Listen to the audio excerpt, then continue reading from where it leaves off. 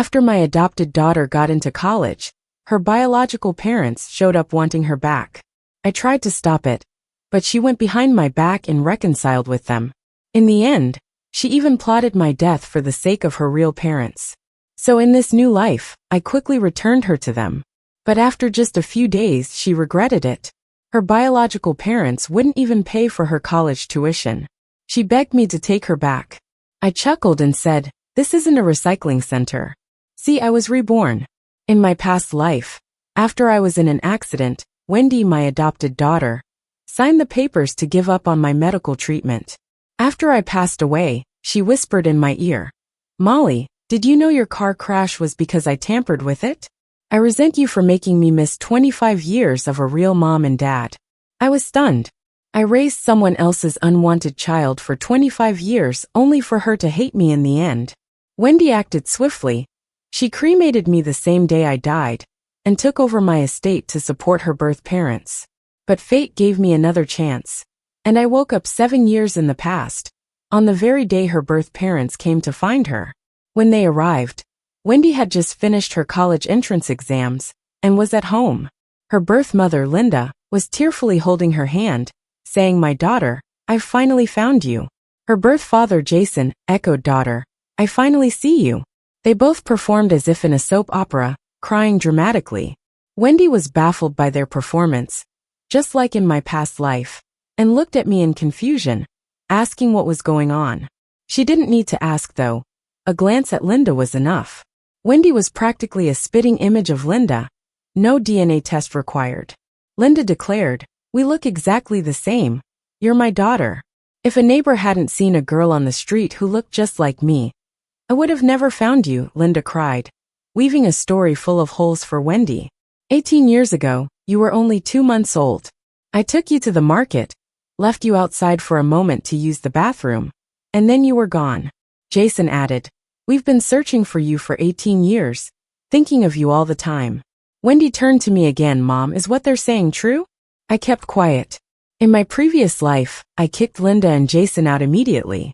After they left, I told Wendy she was not my biological daughter. Thinking she was young and naive, I tried to explain how she was left on my doorstep in the freezing winter. Anyone who loves their child wouldn't abandon them like that, right? What if I hadn't been there to take her in? When I found her, I even tried to find her biological parents, but no one claimed her. But all this reasoning was no match for blood ties and Linda and Jason's sweet words. Wendy had reassured me back then that she'd never acknowledge Linda and Jason, comforting me, "Mom, you're the only mom I'll ever have." But once she got to college, she went behind my back and reconnected with them. After graduation, she even tricked me out of money to help her birth parents, who claimed they spent their savings looking for her, and now couldn't afford to raise their son. When I stumbled upon her bank transfers and messages with her real parents, I scolded her for being foolish. "They didn't raise you, yet expect you to support your brother. Isn't it obvious?"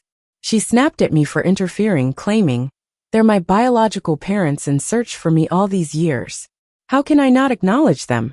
What would people say about me? I don't want to be called ungrateful or heartless. Also, I'm an adult now. Stop trying to control everything about my life." Lastly, she hit where it hurt with, "Is it any surprise your husband left you? You meddle too much." After that, she walked out, slamming the door. In fairness, Wendy wasn't the reason for my divorce from my ex-husband. It all boiled down to me being unable to have kids. There's a saying that if a couple can't have their own kids for a long time, they should adopt. And if the adopted child has siblings, the couple will soon have their own. This was one of the reasons we adopted Wendy. But 4 years after adopting her, I remained childless, and my ex's family, who valued lineage, got restless. My ex-mother-in-law insisted on a divorce, so my ex could remarry. Being a mama's boy, my ex agreed and left me. Though adopting Wendy was a family decision, at divorce, Wendy became solely my responsibility. My ex wouldn't take custody, saying he'd send her to an orphanage. After the divorce, he never visited Wendy or paid child support. Even my own mom and brother criticized my choice to keep Wendy. My mom would say, "It's uncertain if your own child will care for you in old age, let alone someone else's." My brother echoed similar sentiments, implying that raising Wendy might deter potential future partners. Despite their words, I chose to honor my responsibility and commitment to Wendy since I had adopted her. Back then, I was pretty hurt by my ex-husband and his family, so I wasn't really thinking about getting married again. So for all these years, it's been just me juggling work and raising Wendy on my own. Luckily, my freelancing job made it convenient to have her around. Whenever I was too busy or needed to travel, my brother, despite not being too fond of Wendy, would reluctantly watch her for a few days just for my sake. Now, seeing Linda and Jason here wanting to reclaim Wendy, I figured they must have checked us out pretty thoroughly before leaving Wendy at my doorstep back then. Over the years, they must have kept tabs on us, or else they wouldn't have confidently left her with me and found us after all these years, even after we moved and I got divorced. After thinking it over a bit, I decided it was best to give Wendy back to them quickly. I nodded and said to Wendy, "You're right. You're not my biological daughter. You were left at my door years ago. You were crying so pitifully, and I had no idea who left you there, so I took you in." Pausing for a moment, I added, "But just to be sure, you should get a DNA test with them." Linda agreed. Yes, a DNA test would be good. The next day, Wendy went with Linda and Jason to get the test done. The day after, Wendy had plans to go shopping with a friend, and I had things to do myself. During dinner, we just happened to be at the same place, and I was sitting nearby. Even before the DNA test results came back, Wendy excitedly told her friend, "You won't believe this, but I'm adopted. Just a couple of days ago, my biological parents found me. My biological mom even gave me $1,000 and promised to give me money for living expenses each month when I go to college." Her friend was amazed. "Wow, really?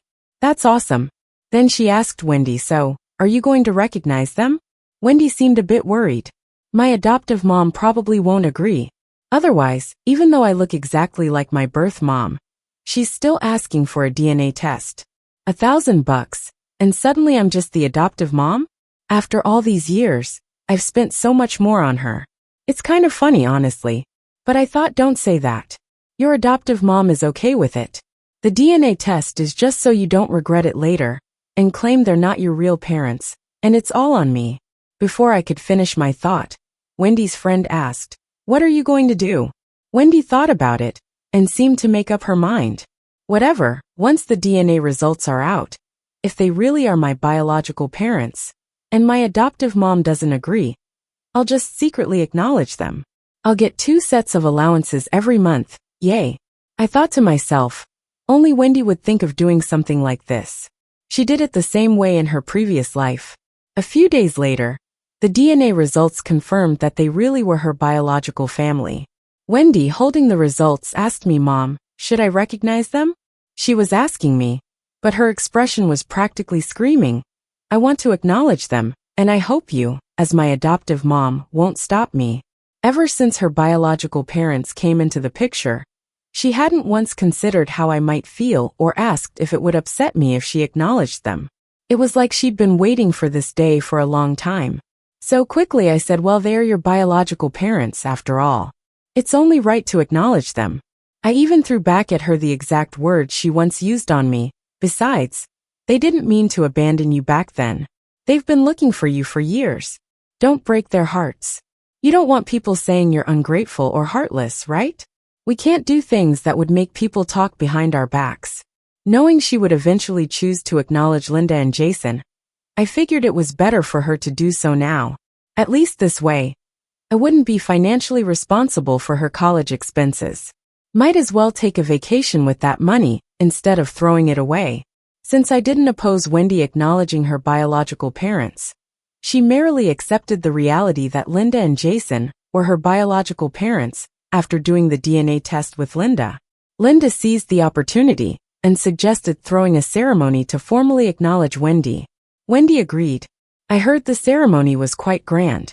Linda's family set up over 10 tables and celebrated not only the reunion, but also Wendy's acceptance into college, as she was among the few girls from their village to achieve this. Before she left, Wendy did graciously invite me to join, but I declined. I also handed her the college acceptance letter and pleasantly said, Since it's both a recognition and graduation party, bring this along too. In case anyone questions you, you can show them proof. Wendy took it without suspicion and didn't even check it. Little did she know, her residency paper was tucked inside as well. I sent Wendy off with a smile, urging her to have a good time with her newly reunited family. Once she was gone, I quickly sold off everything I could and planned my escape. I mean, you've got to save yourself first, right? The first day I came back to this life, I listed the house online, and with all the agencies, since it's a prime school district property, at a bargain price, as I was desperate to sell. By the time Wendy and Linda got the DNA test results, someone had already made an offer. The day Wendy called me her adoptive mom was the very day I was dealing with selling the house. Caught up in the thrill of reuniting with her biological parents, Wendy didn't notice any of this. Besides, she wasn't home much then. She was either out with friends or getting called over by Linda and Jason. It all worked out conveniently for me to pack up and move. During the moving process, I discovered a secret I never knew in my past life.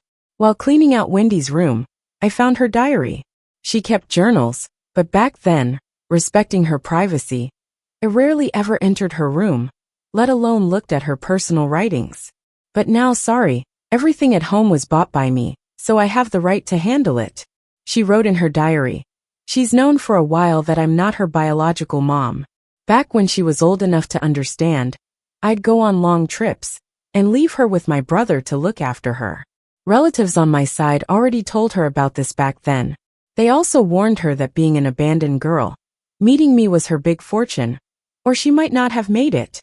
You know, back in those days in rural areas, there were lots of families who favored boys over girls and didn't want daughters. They even analyzed why my ex-husband didn't want her when we got divorced. So they said she should be grateful and take care of me when she grows up. Sure, my relatives have loose lips and shouldn't have said all that to her. But how she reacted after finding out made me even colder. She wrote, "Grateful for what? Who knows if Molly couldn't have kids of her own and stole me from my real parents. No wonder her ex-husband despised and abandoned her. Even when her grades were struggling, and I signed her up for tutoring, confiscated her tablet and phone to make her focus and study." She wrote in her diary, as if it was proof I didn't like her. Like how her classmates would either travel during breaks or go on overseas vacations with their parents, while she stayed home studying hard and doing chores, without even playing games. Clearly, I wasn't her real mom, so I didn't care, just making her do things she didn't like all day long. In reality, the times she did chores at home were very few. All I really asked her to do was clean her own room. And if work got too busy, I'd ask her to help clean the house a bit. And about games, after she started high school, there was a period she was hooked on various games and would play with friends until 3 or 4 in the morning. That's why I had to take away her tablet and phone. She still fantasizes in her diary that her biological parents are billionaires. That one day, they'll show up in luxury cars with bodyguards to take her away to a life of wealth. Well, you know, that kind of thing, I guess, is what kids that age dream up. But I don't think my way of raising her was wrong. Since she could remember, I've always treated her with respect, like an independent person, and consulted with her on things. Never have I used my role as her mom to suppress her with authoritarian control or force moral obligations. Even during her teen rebellious phase, I never imposed financial restraints on her. Rather, I talked to her. So, let's just say genetics are strong. She perfectly inherited her biological parents' selfish nature. I sold her diary as scrap paper, and after cleaning out the house, I notified the buyer to transfer the house title. The process was smooth. 3 days later, I left with my luggage, headed to a small town I've always liked, but didn't move to because of Wendy's schooling. I bought a new place there, planning to stay long-term. Wendy finally reached out to me 7 days later. She needed tuition and living expenses for school. But when she came back, she realized the house had a new owner, and I had blocked and deleted all her contact info. With no choice, she asked around through friends I was close with to find where I went. Of course, asking was pointless. I hadn't told anyone, nor mentioned my plans to leave to anyone. A friend called me, asking what's going on. I briefly explained the situation and told them, don't worry about her. Before I even finished, I heard Wendy's angry voice through the phone. Mom, what's this supposed to mean? Yeah, my friend was talking to me on speakerphone. But at this point, it doesn't matter. There's something else I'd like to tell Wendy. I said coldly, now that your biological parents are found and you're an adult, I can't guide and control your every step like before. So let's move on. Wendy protested. You're the one who said I should reconnect with my parents in the first place. I just listened to you and did. I chuckled. You've already changed how you address me from mom to foster mom. You said if I didn't agree, you'd secretly reconnect anyway. What choice did I have? Also, since getting back in touch with your birth parents, you haven't even asked how I am. So what's the point? Now that you need money, you suddenly remember me. Too late. Go talk to your biological parents instead. I paused. Besides, you've listened to me when I told you to reconnect. So now I hope you'll also listen when I say stop reaching out to me. I hung up before Wendy could reply. According to my friend, she unleashed a string of nasty curses after I hung up, all directed at me. She even left a message. If Molly doesn't care for me now, then just tell her not to expect any support from me in future. Yeah, right. That kind of support I wouldn't dare rely on. Thinking she might reach out to my other relatives and friends, I sent a message to everyone, announcing Wendy had found her biological parents, and that we're no longer mother and daughter. I asked them not to lend Wendy money, and I specifically noted that if they did, I wouldn't pay them back. This message led to my brother making fun of me. He even called just to mock me. Sis, didn't I warn you about this? You can't say you didn't know. I shot back with some sarcasm. Thanks for rubbing it in. He asked for the story with Wendy. After I told him, he sighed and said, do you want to come stay with us for a while? He was worried I couldn't handle it. Knowing the child I raised as my own for 18 years just flipped on me like that hurts, no matter who you are. In a past life I couldn't handle it either. When I found out Wendy had already connected with Linda and Jason, and even lied to me for money to help them raise their son, I still didn't cut her off right away. Like a gambler who's lost everything, believing I could win it all back. When it comes down to it, it's really just the sunk cost being too high. I raised her all these years, poured so much love into her, yet she betrayed me, making everything I did a joke. I wasn't ready to accept that my efforts were a joke or to cut my losses. And then, in the end, I paid with my life for my unwillingness to let go. In this life I finally figured things out. Without the pressure of raising Wendy, I felt so relieved. I no longer wake up thinking about her tuition, how much her extra classes cost, or how much I need to save for her living expenses, allowance, car, or house. I no longer have to check prices before buying things, or feel guilty about buying expensive skincare products. Now I can spend freely within my means, and it feels amazing. So, I declined my brother's offer to go back. My brother comforted me, saying, sis, don't be sad. That thankless girl has tough times ahead. No kidding, without my support, she might not even be able to get through college. Linda's family took her back just to use her. She's a bit dim and got swayed by the smallest gesture from her biological parents, thinking they were good people. I'm just waiting to see her become a joke. You know, Wendy's downfall came pretty fast. Just 2 days later, my brother called me again, specifically to tell me about her troubles. She went to him for help with her tuition, crying about how her biological parents were too poor to pay. Yeah, last time, after she had a friend call me and demand that her biological parents pay for her tuition, she stood her ground, but ended up broke. Her tuition is less than $10,000 a year, including living expenses, maybe $20,000, $30,000 in total. Her parents' family threw a huge coming home and school celebration for her with dozens of tables, and that money alone was way more than her tuition. They just have a son in high school, and don't want to give her the money. And for a student loan, my signature is required because her household registration is still under my name. So she went to beg my brother to lend her money for the tuition. Before I abandoned her, even though my brother didn't really like her, he never showed it, and was even kind to her. So she had no idea how cutting he could be. He told her, don't call me uncle. I have no relation to your Lee family, and I can't take that title. This is your problem, not mine. And my money doesn't grow on trees. Your biological parents won't even pay, so why should I? You think they'll pay me back? Wendy stayed silent for a while and said, I'll pay you back myself. My brother laughed coldly. That makes it worse. You betrayed the mom who raised you for 18 years. If I lend you money, you'll just curse me behind my back. Wendy argued, I didn't betray my mom. My brother cut her off. My sister put up with a lot to raise you, and what did you do? You left her for people who abandoned you.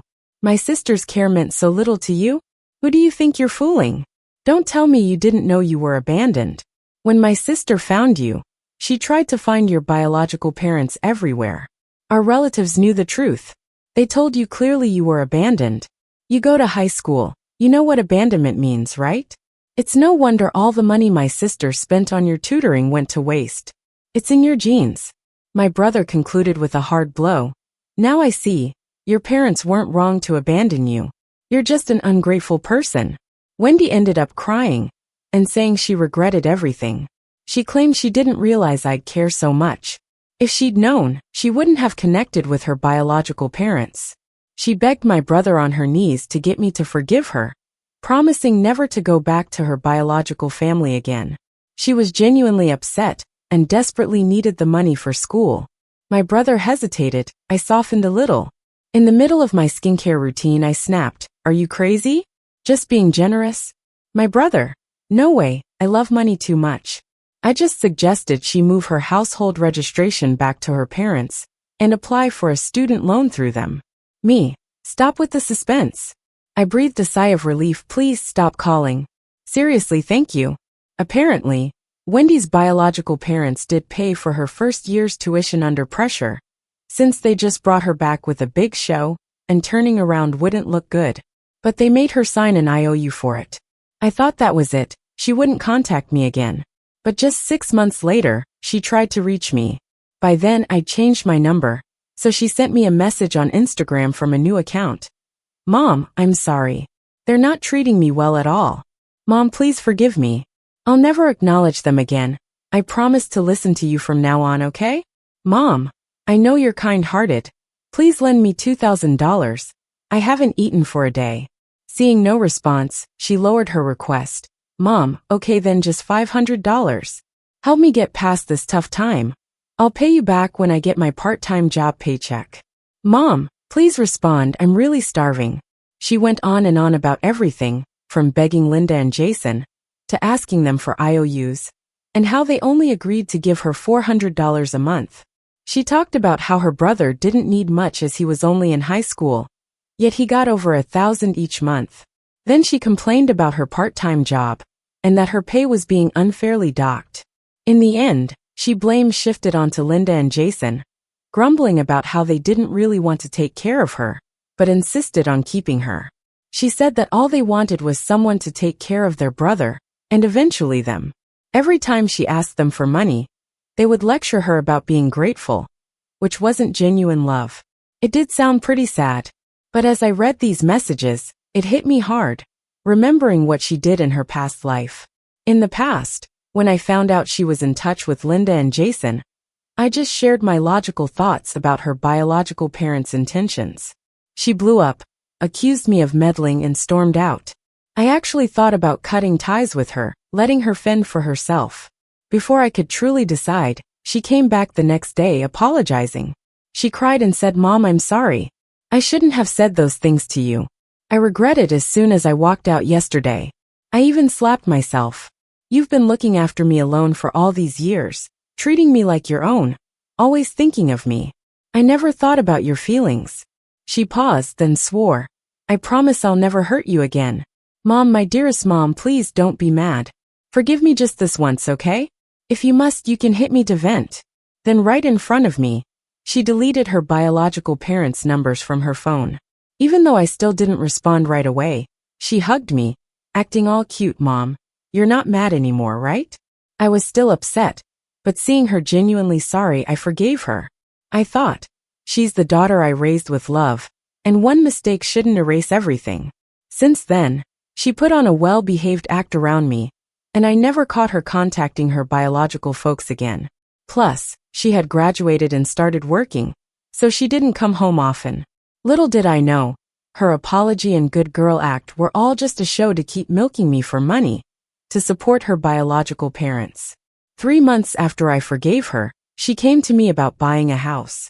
She talked about a place over 1,400 square feet, 3 bedrooms, 2 living rooms, and how she had already found one.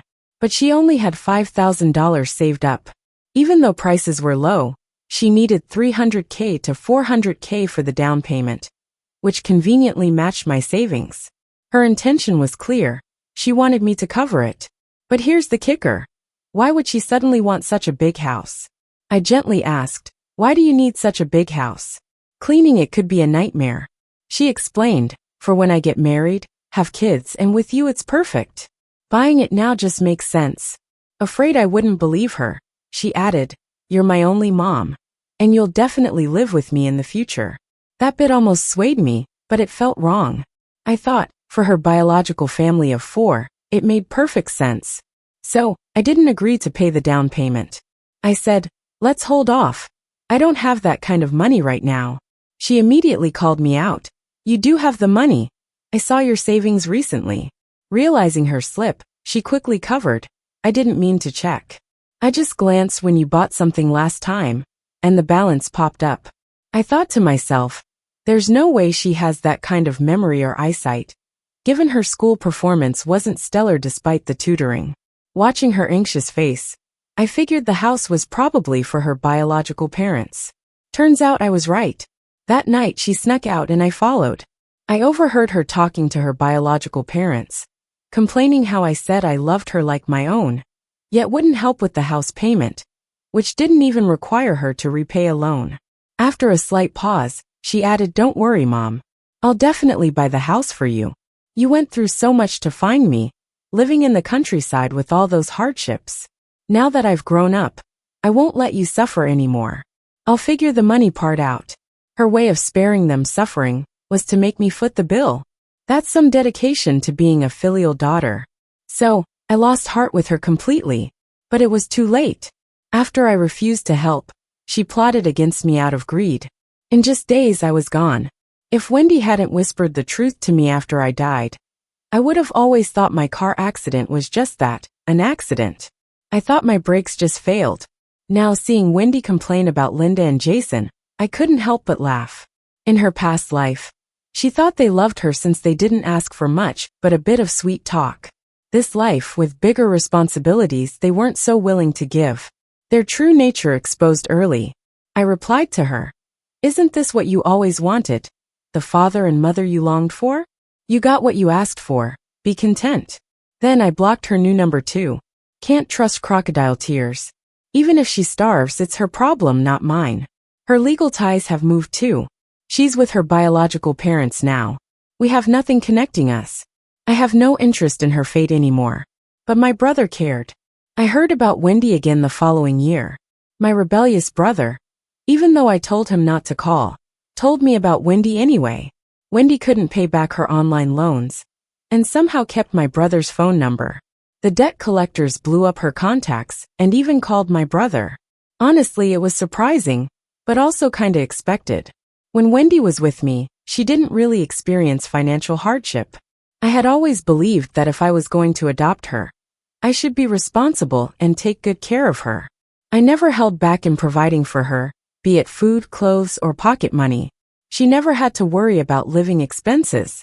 In high school, she only ate lunch and dinner at school, with a monthly allowance of $1,000. If she wanted something else, I'd give her extra money.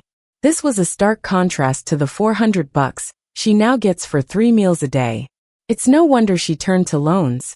$400 isn't enough.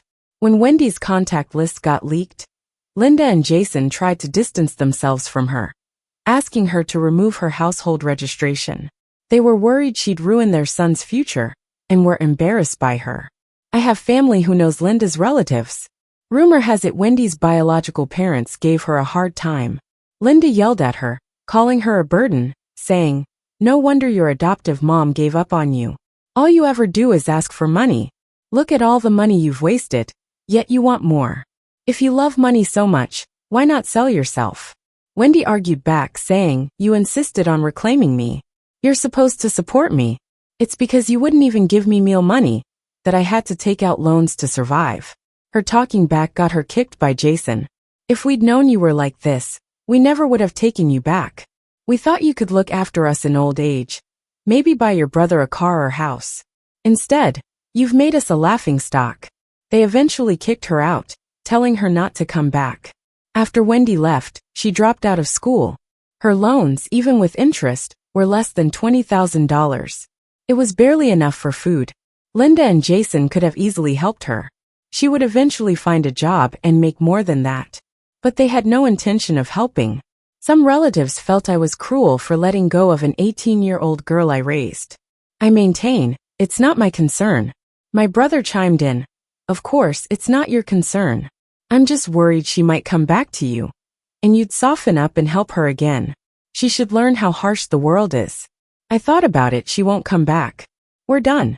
Brother, you never know. She's desperate. She might ask you to pay her debts." And wouldn't you know it, my brother was right. Wendy reached out to me again. 2 months after my brother told me about her loans, she reached out using a new number, apologizing and adding me as a friend. "Mom, I'm sorry. I know I shouldn't reach out, but I miss you." I immediately blocked her new number. Just seeing her message gives me nightmares. After that, Wendy seemed to understand I was done with her. There was no more contact. But then half a year later, she was in the news. Wendy accidentally killed Linda over that same loan issue. After dropping out, she couldn't find a decent job, couldn't manage her debt, and felt cornered. She went back to Linda and Jason, knife in hand, demanding they pay off her debt. She blamed them, saying if they hadn't taken her back, I wouldn't have given her up. She wouldn't have had to quit school and wouldn't know so much. The two thought she wouldn't actually use the knife, choosing to confront and taunt her. "Go ahead. What are you gonna do?" In the chaos, Wendy accidentally stabbed Linda's artery. By the time emergency services arrived, Linda was gone.